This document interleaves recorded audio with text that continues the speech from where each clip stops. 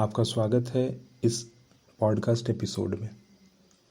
अगर हमें यह कहा जाए कि क्या आपको देश प्रेम का सच में सही मतलब पता है, तो बिल्कुल भी नहीं।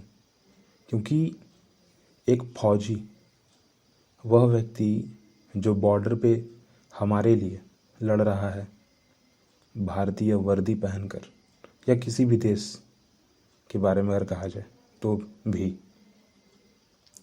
उससे ज़्यादा हम नहीं जान सकते हैं, ना हम उसका सही अर्थ निकाल पाएंगे। बहुत सारे ऐसे फौजी हैं जो यह एक सेकंड के लिए भी नहीं सोचते हैं कि हमारे साथ क्या होने वाला है, या हमारे साथ कुछ गलत हो जाएगा तो क्या हो जाएगा। बिल्कुल नहीं। सबसे पहला और सबसे इम्पॉर्टेंट धरती माता, देश प्रेम उनके लिए सबसे इम्पॉर्टेंट चीज़ है। आज बहुत सारी किताबें जो हैं वो पलट रहा हूँ, देख भी रहा हूँ।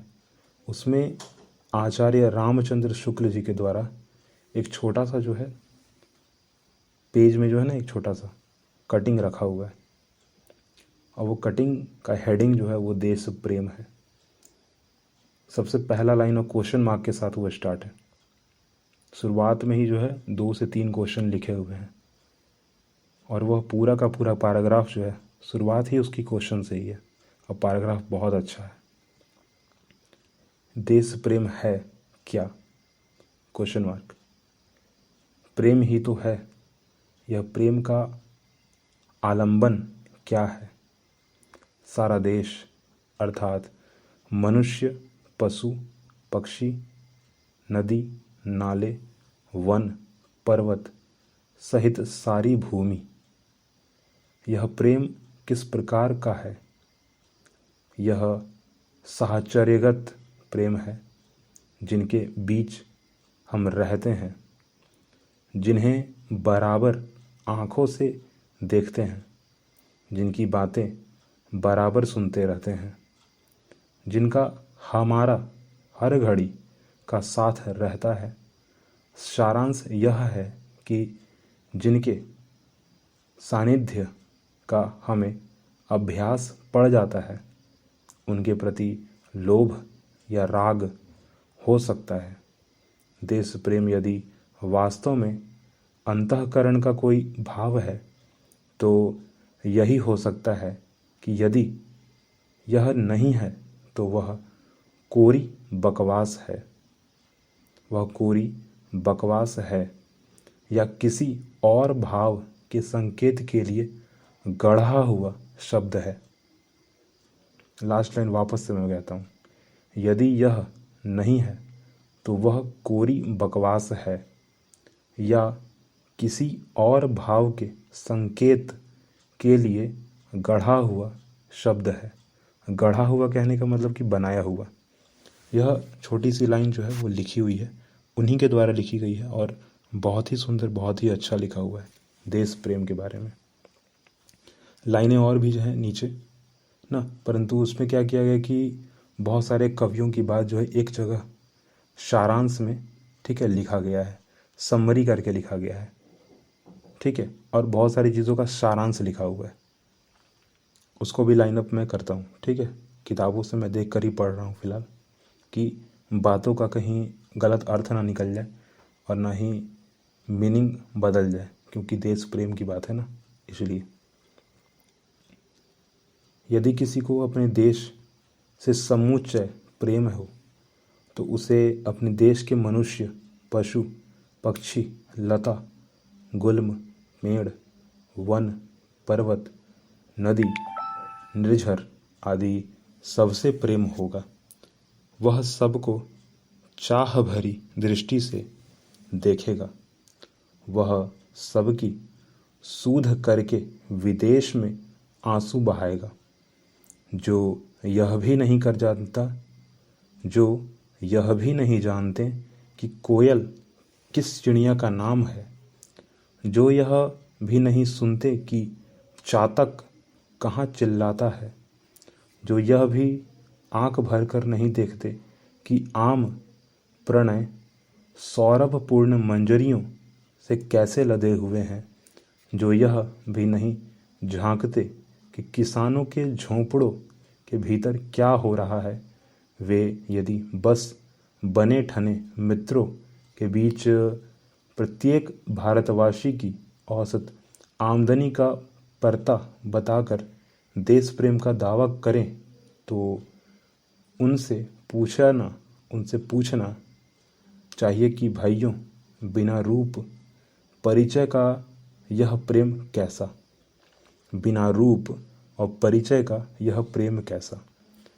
जिनके दुख सुख के तुम कभी साथ नहीं हुए, उन्हें तुम सुखी देखना चाहते हो, यह कैसे समझें। उनसे कोसों दूर बैठे बैठे, पड़े पड़े या खड़े खड़े तुम विलायती बोली में अर्थशास्त्र की दुहाई दिया करो, पर प्रेम का नाम उसके साथ न घसीटो। प्रेम हिसाब किताब नहीं है। हिसाब किताब करने वाले भाड़े पर भी मिल जाते हैं। हिसाब किताब करने वाले भाड़े पर भी मिल जाते हैं, पर प्रेम करने वाले नहीं। हिसाब किताब से देश की दशा का ज्ञान मात्र हो सकता है। हित चिंतन और हित साधन की प्रवृत्ति कोरे ज्ञान से भिन्न है। वह मन के वेग या भाव पर अवलंबित है। उसका संबंध लोभ या प्रेम से है, जिसके बिना अन्य पक्ष में आवश्यक त्याग का उत्साह हो ही नहीं सकता।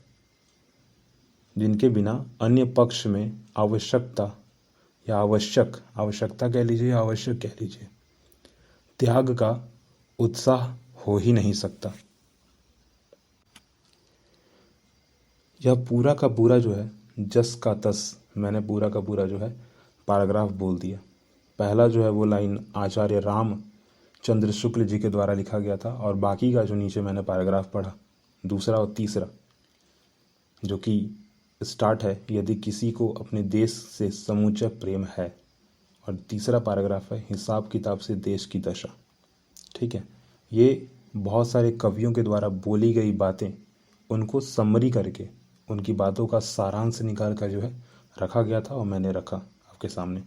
इसमें बड़ी ही एक जगह बहुत अच्छी बात बोली है विदेशी लोगों के बारे में, या फिर उन लोगों के बारे में जो कि सिर्फ किताबों में या फिर बस टीवियों पर ना वो कह देते हैं कि पूरे देश की जो औसत आमदनी है वह फलाना रुपए है, परंतु कभी वह यह देखने भी नहीं जाते हैं कि एक्चुअली रियलिटी क्या है।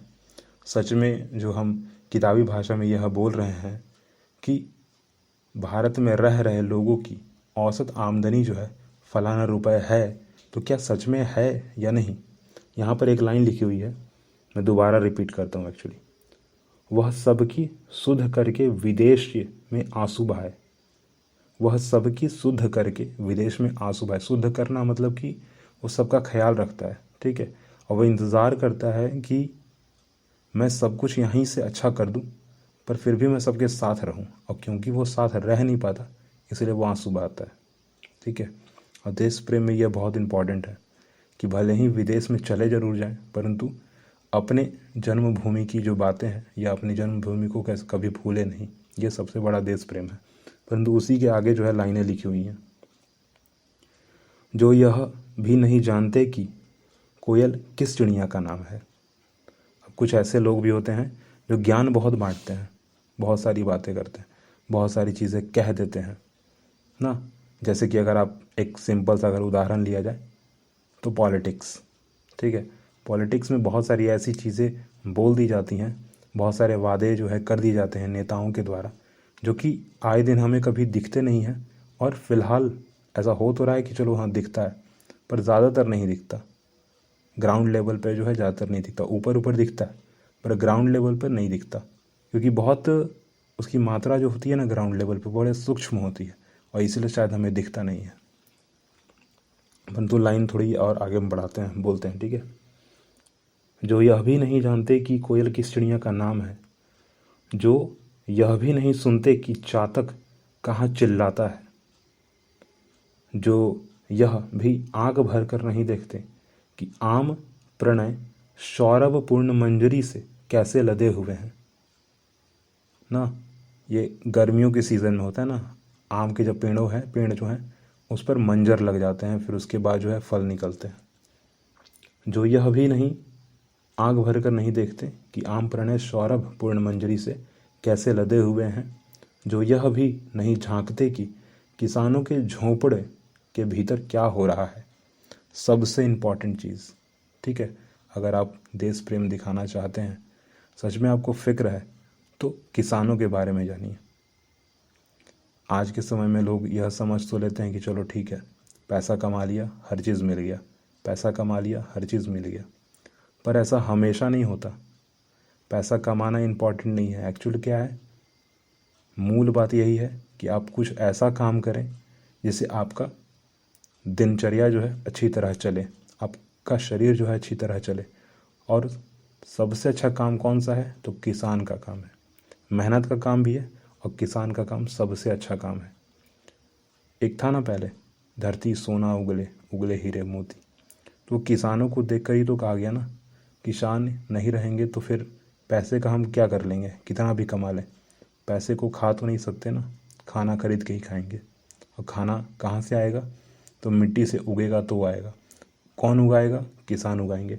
इसलिए बहुत ज़्यादा इम्पॉर्टेंट है कि हम जो है कम से कम किसानों के बारे में सोचें। कुछ लोग दिखावे के मामले में भी बड़ा आगे रहते हैं। जैसे यहाँ पर आगे लाइन लिखा हुआ है कि वे यदि बस बने ठने मित्रों के बीच प्रत्येक भारतवासी की औसत आमदनी का परता बताकर देश प्रेम का दावा करें, तो उनसे पूछना चाहिए कि भाइयों, बिना रूप परिचय का यह प्रेम कैसा। मैंने बोला ना अभी कि टीवी पर यह न्यूज़ आ जाता है कि भारत की औसत आमदनी जो है पर व्यक्ति फलाना रुपए है, पर एक्चुअली क्या है ऐसा नहीं है। क्योंकि कुछ व्यक्ति वैसे भी हैं जो पर डे कमाते हैं, पर डे खाते हैं। कुछ लोग तो वो भी नहीं कर पाते, भूखे रहते हैं 4 दिन 5 दिन 6 दिन 7 दिन। परंतु भारत की ऐसी व्यवस्था बहुत अच्छी है, मैं कहूँगा कि चलो कुछ नहीं तो मंदिरों में जो है वो खाना मिल जाता है, गुरुद्वारों में खाना मिल जाता है। कुछ ऐसे जगहें होते हैं जहाँ पर लंगर लगाए जाते हैं, वहाँ भी खाना मिल जाता है। और वो भी नहीं अगर, तो स्टेशन पे जो है, रेलवे स्टेशन पे या बस स्टैंड पे कुछ लोग होते हैं जो अवेलेबल करा देते हैं। पर फ़िलहाल जो है बातें वैसे बहुत सारी हैं और फ़िलहाल के लिए रुकना ज़्यादा सही रहेगा। अगली बात हम अगले पॉडकास्ट में करेंगे। पर हाँ, ध्यान बड़ा देना ज़रूरी है कि सिर्फ कहना ही नहीं, करना भी चाहिए। ठीक है, बातचीत सही है, पर अपने से और दूसरों से भी करें। Bye bye.